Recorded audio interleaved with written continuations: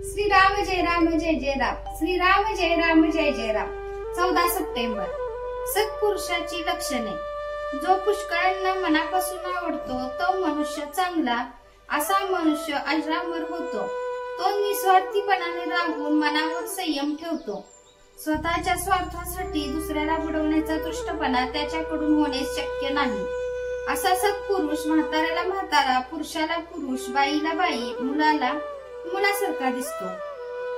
म्हणजेच जो ज्याप्रमाणे असेल त्याप्रमाणे त्याचे त्याच्याशी वर्तन असते।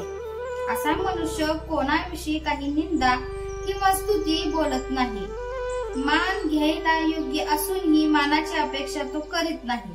स्वतःच्या विकारांवर त्याचा पूर्ण ताबा असतो आणि दुसऱ्याच्या दुःखात तो त्यांना सुख देण्याचा प्रयत्न करीत असतो। तो सहजावस्थेत राहतो, म्हणजेच उपाधीमुळे बांधला जात नाही।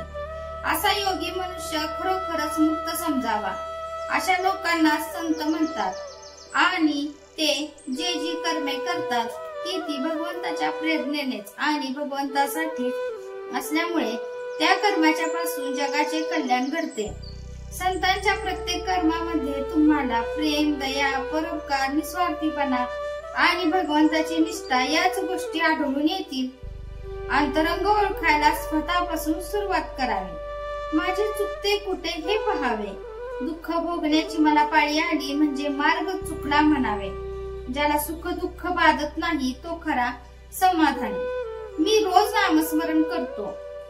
4 वर्षे माझे भजन नाही चुकले असे आपण म्हणतो, पण मी हे सर्व करतो अशी सारखी आठवण ठेवली तर काय उपयोग। मी मेहनत घेतो पण थोडक्याने नसते, ते या अभिमानामुळे। जोपर्यंत अभिमान सोडून भगवंताचे स्मरण मी करीत नाही तोपर्यंत ते स्मरण कसे म्हणावे।